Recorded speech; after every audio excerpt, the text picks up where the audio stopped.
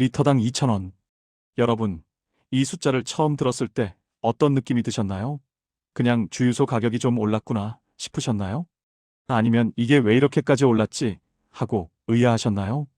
2025년 기준 서울 도심 일부 주유소에서 휘발유 가격이 이미 리터당 1,900원대 중후반을 기록하고 있습니다. 한국성 유공사 오피넷 자료에 따르면 전국 평균 휘발유 가격은 리터당 약 1,750원 수준이지만 서울 평균은 이미 1,850원을 넘어섰습니다. 그리고 지금 이 순간에도 그 숫자는 천천히, 그러나 확실하게 올라가고 있습니다. 그런데 여기서 중요한 질문이 하나 생깁니다. 기름값이 2,000원이 되면 도대체 어떤 일이 벌어질까요? 그냥 차에 기름 넣을 때 돈이 좀 더 나가는 것뿐일까요? 아닙니다. 기름값이 오른다는 건 단순히 주유비 문제가 아닙니다. 우리가 먹는 밥값이 오르고, 택배 배송비가 오르고, 공장에서 물건을 만드는 원가가 오르고, 결국 우리가 사는 모든 것의 가격이 올라갑니다. 기름값은 대한민국 경제 전체가 숨 쉬는 속도를 결정하는 심장박동 같은 존재입니다. 오늘 저는 여러분과 함께 이 미스터리를 추적해보려 합니다. 왜 지금 기름값이 오르고 있는지, 그 돈은 어디로 흘러가는지, 그리고 기름값 2,000원 시대가 본격화되면 대한민국 경제에 어떤 충격이 오는지 단서 하나하나를 따라가 보겠습니다. 끝까지 보시면 뉴스에서 육아 얘기가 나올 때마다 전혀 다른 눈으로 보이실 겁니다. 자, 그럼 첫 번째 단서부터 시작해 보겠습니다. 도대체 왜 지금 기름값이 오르는 걸까요? 이 질문에 답하려면 먼저 원유 시장이라는 곳을 들여다봐야 합니다. 한국은 석유를 한 방울도 생산하지 않습니다. 100% 전량 수입입니다. 그래서 한국의 기름값은 국제 원유 가격에 거의 실시간으로 연동됩니다. 국제 유가가 오르면 한국 주유소 가격도 따라서 오릅니다. 그렇다면 지금 국제 유가는 왜 오르고 있을까요? 첫 번째 단서는 바로 호르무즈 해협입니다. 이 이름 들어보셨나요? 이란과 아라비아 반도 사이에 있는 아주 좁은 바닷길입니다.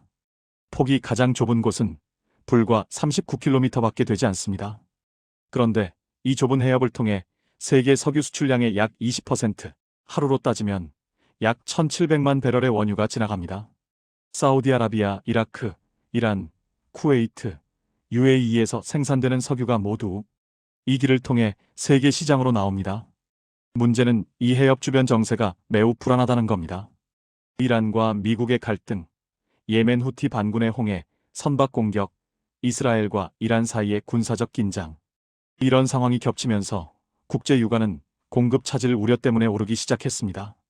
실제로 2024년 하반기부터 브렌트유 기준 국제 유가는 배럴당 80달러 선을 지속적으로 오르내리고 있습니다. 두 번째 단서는 OPEC의 감산 정책입니다. OPEC란 석유 수출국 기구와 그 동맹국들의 연합체입니다. 쉽게 말해 세계 주요 산유국들이 모여 석유 생산량을 조절하는 카르텔입니다. 카르텔이라는 건 여러 생산자가 담합해 공급량을 줄이고 가격을 높이는 구조를 말합니다. OPEC는 2023년부터 시작한 자발적 감산을 2025년까지 연장하기로 합의했습니다. 하루 생산량을 약 220만 배럴 줄이는 내용입니다. 공급이 줄면 가격이 오릅니다. 경제학 교과서의 가장 기본 법칙이죠. 세 번째 단서는 달러 환율입니다. 원유는 국제시장에서 달러로 거래됩니다. 그래서 한국 입장에서는 국제 유가와 달러 환율이 동시에 영향을 줍니다. 2025년 현재 원달러 환율은 1,300원대 후반에서 1,400원대 초반을 오가고 있습니다. 국제 유가가 배럴당 80달러라고 해도 환율이 1,400원이면 한국이 실제로 지불하는 원화 금액은 훨씬 더 커집니다. 이것이 바로 한국이 유가 상승에 이중으로 취약한 이유입니다. 그렇다면 이 세 가지 단서가 합쳐지면 어떤 결과가 나올까요? 국제 유가 상승, OPEC 감산, 달러 강세. 이 세 가지가 동시에 작용하면 한국의 기름값은 빠르게 2,000원을 향해 올라갑니다. 그리고 지금 우리는 바로 그 시점에 와 있습니다. 그런데 여기서 또 하나의 질문이 생깁니다. 우리가 주유소에서 내는 2,000원 중에서 실제로 석유값은 얼마나 될까요? 나머지는 어디로 갈까요? 이 돈의 흐름을 추적해 보겠습니다. 여러분이 주유소에서 리터당 2,000원을 낸다고 생각해 보십시오. 이 돈은 어디로 갈까요? 하나씩 분해해 보겠습니다. 먼저 원유 수입 비용입니다. 한국은 원유를 사서 정제해 휘발유를 만듭니다. 2025년 3월 기준 국제 유가를 반영한 원유 도입 원가는 리터당 약 700원에서 750원 수준입니다. 전체 2,000원의 약 37%에 해당합니다. 다음은 정제 비용과 유통 마진입니다. SK에너지, GS칼텍스, S오일, 현대오일뱅크 등 정유사가 원유를 휘발유로 만드는 비용과 주유소까지 운반하고 판매하는 과정의 마진을 합하면 리터당 약 150원에서 200원이 됩니다. 그 다음은 세금입니다. 여기가 핵심입니다. 여러분, 놀라실 준비 되셨나요? 대한민국에서 휘발유 리터당 부과되는 세금은 다음과 같습니다. 교통에너지 환경세 529원, 여기에 교육세 79.35원, 주행세 137.54원이 붙습니다. 그리고 마지막으로 부가가치세가 전체 가격의 10%로 붙습니다. 2,000원 기준으로 부가가치세는 약 182원입니다. 이 모든 세금을 합산하면 리터당 약 927원, 전체 가격의 46%가 세금입니다. 정리해 보겠습니다. 여러분이 2,000원짜리 휘발유 한 리터를 살 때 원유 비용 750원, 정제유통 주유소 마진 323원, 세금 927원. 결국 주유소에서 남기는 순이익은 리터당 고작 30원에서 50원 수준입니다. 그것도 주유소 임대료, 인건비, 카드 수수료를 다 빼고 난 후입니다. 이게 얼마나 작은 숫자인지 느껴지시나요? 차에 50리터를 가득 채우면 10만 원을 씁니다. 그중 세금만 약 4만 6천 원입니다. 여러분이 주유소에서 내는 돈의 절반 가까이가 세금입니다. 그리고 정작 원유값은 37,500원, 주유소가 버는 돈은 2,000원도 채 안 됩니다. 그러면 이런 의문이 생기죠. 기름값이 오르면 세금이 자동으로 줄어야 하는 거 아닌가요? 사실 교통에너지 환경세는 고정세율로 부과되기 때문에 유가가 올라도 세액 자체는 같습니다. 하지만 부가가치세는 최종 가격의 10%이기 때문에 가격이 오를수록 세금 절대 금액도 같이 올라갑니다. 유가가 오르면 소비자는 더 많은 세금을 내게 되는 구조입니다. 그렇다면 이렇게 기름값이 오르면 우리 일상에는 어떤 변화가 찾아올까요? 기름값 상승이 무서운 이유는 그 영향이 사방으로 퍼지기 때문입니다. 경제학 용어로 이것을 원가 상승 인플레이션, 즉 코스트 푸시 인플레이션이라고 합니다. 생산 비용이 올라가면서 물가 전체가 오르는 현상입니다. 구체적인 사람들의 이야기를 해보겠습니다. 충청도에서 수도권까지 냉동식품을 실어 나르는 화물기사 최 씨. 그분의 트럭은 한 번 기름을 넣으면 약 200리터가 들어갑니다. 기름값이 리터당 200원 오르면 한 번 주유에 4만 원이 더 나갑니다. 일주일에 3번 주유하면 월 48만 원이 추가 비용입니다. 하지만 화물 운임은 계약 기간 때문에 바로 올릴 수가 없습니다.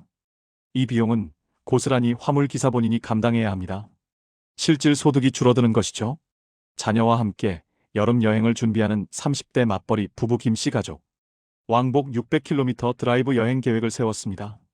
연비가 리터당 12km인 SUV를 운전하면 약 50리터가 필요합니다. 기름값이 1,750원일 때는 87,500원이었는데 2,000원이 되면 10만 원입니다. 그뿐 아닙니다. 여행지 음식 가격도 올랐고 숙박비도 올랐습니다. 모두 물류비용 상승 때문입니다. 서울에서 혼자 사는 자취생 박 씨. 대중교통을 이용하니까 기름값은 관계없다고 생각하셨나요? 그렇지 않습니다. 편의점에서 도시락을 삽니다. 마트에서 장을 봅니다. 택배로 물건을 받습니다. 이 모든 것이 트럭으로 운반됩니다. 운송비가 오르면 편의점 도시락 가격이 오르고 마트 식료품 가격이 오르고 택배비가 오릅니다. 기름 한 방울 안 쓰는 자취생도 기름값 상승의 영향을 피해갈 수 없습니다. 실제로 통계청 자료에 따르면 휘발유 가격이 10% 오를 때 소비자 물가지수는 약 0.3에서 0.5%포인트 올라가는 것으로 분석됩니다. 작게 느껴지실 수도 있는데 여기서 중요한 경제 개념 하나가 등장합니다. 바로 물가 파급 효과입니다. 기름값 상승, 운송비 상승, 원자재 가격 상승, 제조원가 상승, 소비재 가격 상승으로 이어지는 연쇄고리가 있습니다. 경제학에서는 이를 생산자 물가지수가 소비자 물가지수에 선행한다고 표현합니다. 공장에서 먼저 가격이 오르고 나중에 마트에서 오른다는 뜻입니다. 2022년에 이미 한 번 경험했습니다. 러시아의 우크라이나 침공으로 에너지 가격이 폭등했을 때 한국의 소비자 물가 상승률은 6.3%까지 치솟았습니다. 외환위기 이후 처음 보는 높은 수치였습니다. 그 시절 장 보러 갔다가 깜짝 놀라신 분들 기억나시죠? 계란 한 판, 채소 한 봉지 가격이 갑자기 뛰었던 그 경험. 그게 다 연결되어 있습니다. 그렇다면 지금 한국 경제는 이 충격을 얼마나 받을 준비가 되어 있을까요? 결론부터 말씀드리겠습니다. 한국은 기름값 상승에 특히 취약한 구조를 가지고 있습니다. 그리고 그 이유는 우리가 생각하는 것보다 훨씬 깊은 곳에 있습니다. 한국의 1차 에너지 수입 의존도는 약 93%입니다. 에너지 대부분을 밖에서 사온다는 뜻입니다. 석탄, 천연가스, 원유 모두 거의 전량을 수입합니다. 에너지경제연구원 자료에 따르면 2024년 기준 한국의 에너지 수입액은 약 1,700억 달러 규모입니다. 이는 전체 수입액의 약 30%에 해당하는 엄청난 수치입니다. 이런 구조를 경제학에서는 에너지 취약국 또는 자원 빈국이라고 부릅니다. 자원 빈국의 특징은 국제 에너지 가격 변동에 수동적으로 끌려다닐 수밖에 없다는 것입니다. 우리가 OPEC에 좀 더 생산해달라고 부탁할 수 있는 위치가 아닙니다. 더 심각한 것은 한국 경제의 산업 구조입니다. 한국의 주력 수출 산업은 반도체, 자동차, 조선, 석유화학입니다. 이 중에서 석유화학 산업은 원유를 원료로 씁니다. 원유 가격이 오르면 원료비가 직접 올라갑니다. 조선업은 철강을 많이 쓰는데 철강을 만드는 제철소도 에너지를 엄청나게 사용합니다. 자동차 공장도 마찬가지입니다. 생산 비용이 올라가면 수출 경쟁력이 떨어질 수 있습니다. 여기서 경제학의 중요한 개념인 교역 조건이 등장합니다. 교역 조건이란 수출품 가격 대비 수입품 가격의 비율입니다. 쉽게 말해 반도체 100개를 팔아서 원유를 얼마나 살 수 있느냐는 비율입니다. 원유 가격이 오르면 교역 조건이 나빠집니다. 같은 양을 수출해도 에너지를 덜 살 수 있게 된다는 뜻입니다. 이것은 국가 전체의 실질 소득이 줄어드는 것과 같습니다. 이제 비교를 해보겠습니다. 해외는 어떨까요? 독일을 보겠습니다. 독일도 에너지 수입 의존도가 높은 나라입니다. 하지만 독일은 재생에너지 비중을 빠르게 높이고 있습니다. 2024년 기준 독일의 전력 생산에서 재생에너지 비중은 약 62%까지 올라갔습니다. 태양광, 풍력이 주력입니다. 에너지원을 다양화하면서 석유 의존도 자체를 줄이고 있습니다. 물론 독일도 기름값 상승에 영향을 받지만 전력과 난방에서 석유 의존도가 낮아졌기 때문에 충격이 분산됩니다. 노르웨이는 어떨까요? 노르웨이는 세계 최대 국부 펀드를 보유한 나라입니다. 석유 수출로 번 돈을 펀드에 쌓아두고 그 수익으로 국가 재정을 운영합니다. 유가가 오르면 노르웨이는 오히려 수입이 늘어납니다. 한국과 정반대의 구조입니다. 같은 에너지 수입국인 일본은 어떨까요? 일본은 2010년대에 에너지 전략을 대폭 수정했습니다. 천연가스 장기 도입 계약을 세계 각지에서 체결해 에너지 수입처를 다각화했습니다. 한국도 최근 중동 의존도를 낮추려 하지만 여전히 중동산 원유 의존도가 약 72%에 달합니다. 공급처가 한쪽으로 쏠려 있다는 것은 분쟁이나 사고가 났을 때 대안이 없다는 뜻입니다. 다른 업종과 비교해 보겠습니다. 항공사를 생각해 보십시오. 대한항공의 연간 연료비는 수조 원에 달합니다. 항공유는 국제 유가와 직결됩니다. 기름값이 오르면 항공사 비용이 급등합니다. 그래서 항공사들은 유류 할증료를 부과합니다. 비행기표를 끊어보신 분들은 아실 겁니다. 유류 할증료가 때로는 기본 항공 요금보다 비쌀 때도 있습니다. 기름값 상승이 항공산업에 얼마나 직접적인 타격을 주는지 보여주는 사례입니다. 택배 산업도 마찬가지입니다. CJ 대한통운, 롯데택배, 쿠팡 로지스틱스 등 택배 회사들은 차량 연료비가 주요 원가 항목입니다. 기름값이 10% 오르면 택배 원가가 상당 부분 오릅니다. 그 비용이 어디로 갈까요? 결국 소비자 배송비에 반영됩니다. 무료 배송이 점점 줄어드는 이유 중 하나가 여기에 있습니다.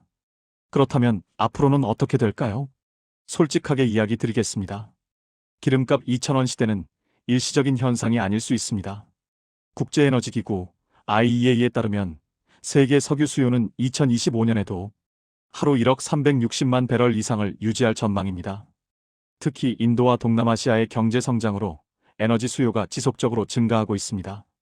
반면 OPEC의 감산 정책은 당분간 유지될 가능성이 높습니다.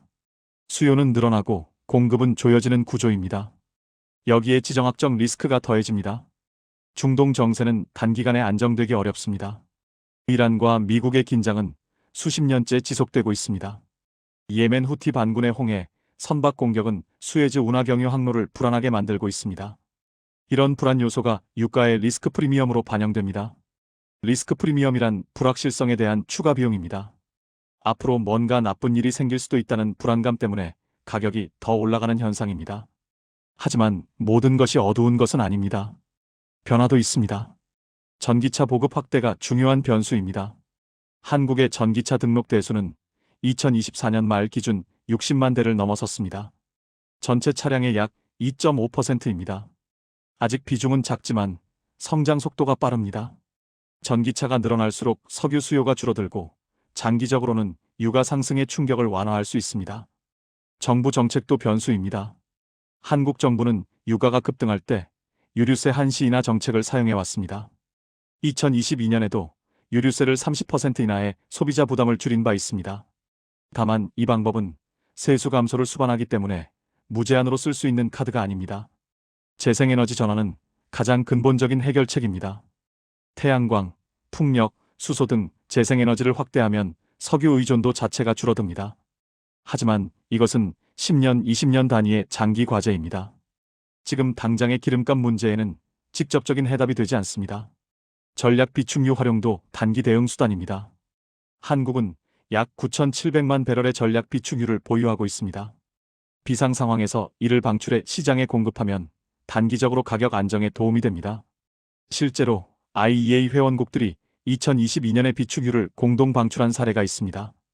구조적 개선 방향을 세 가지로 정리해 드리겠습니다. 첫째, 에너지 수입처 다각화입니다. 중동 72% 의존에서 벗어나 호주, 미국, 캐나다 등 다양한 국가에서 에너지를 도입하는 체계를 강화해야 합니다. 특정 지역의 불안에 흔들리지 않는 공급망이 필요합니다. 둘째, 에너지 효율 향상입니다. 같은 경제 활동을 하면서 에너지를 덜 쓰는 방향입니다. 건물 단열 강화, 산업 에너지 효율화, 연비 좋은 차량으로의 전환 등이 포함됩니다. 에너지를 덜 써야 가격이 올라도 충격이 작습니다. 셋째, 재생에너지 투자 확대입니다. 단기적으로는 비용이 들지만 장기적으로는 에너지 안보를 확보하는 투자입니다. 태양광, 풍력, 해상풍력 등에 대한 체계적인 투자가 필요합니다. 자, 이제 오늘 이야기를 정리해 보겠습니다. 기름값 2,000원 시대? 이것은 단순히 주유소에서 기름을 넣을 때 돈이 더 나가는 문제가 아닙니다. 그 뒤에는 중동의 지정학적 긴장, OPEC의 생산량 담합, 달러 환율 변동, 그리고 석유 한 방울 나지 않는 한국의 구조적 취약성이 있습니다. 우리가 마트에서 계란을 살 때도, 편의점에서 도시락을 살 때도, 택배를 받을 때도, 비행기를 탈 때도 기름값은 그 모든 것의 가격에 스며들어 있습니다. 그래서 기름값은 경제의 체온계입니다. 기름값이 오른다는 건 경제 전체에 열이 오르기 시작한다는 신호입니다. 그 신호를 제대로 읽어야 우리도 준비할 수 있습니다. 여러분께 한 가지 질문을 드리고 싶습니다. 기름값이 2,000원이 넘으면 여러분의 생활에서 가장 먼저 바꿀 것이 무엇인가요? 대중교통으로 바꿀 건가요? 아니면 전기차를 고민해 볼 건가요? 아니면 그냥 참고 살 건가요? 댓글로 여러분의 생각을 남겨주시면 정말 흥미롭게 읽어보겠습니다. 여러분의 이야기가 다른 분들에게도 큰 도움이 됩니다. 다음 영상에서는 기름값 상승으로 직격탄을 맞는 항공업계 이야기를 해보려 합니다. 비행기 티켓에 붙는 유료 할증료. 그 돈은 도대체 얼마이고 어디로 가는 걸까요? 항공사가 숨기고 싶은 숫자들을 낱낱이 파헤쳐 보겠습니다. 오늘 영상이 도움이 되셨다면 좋아요와 구독 부탁드립니다. 이런 경제 이야기를 계속 쉽게 풀어드리는 채널로 성장하는데 여러분의 응원이 큰 힘이 됩니다.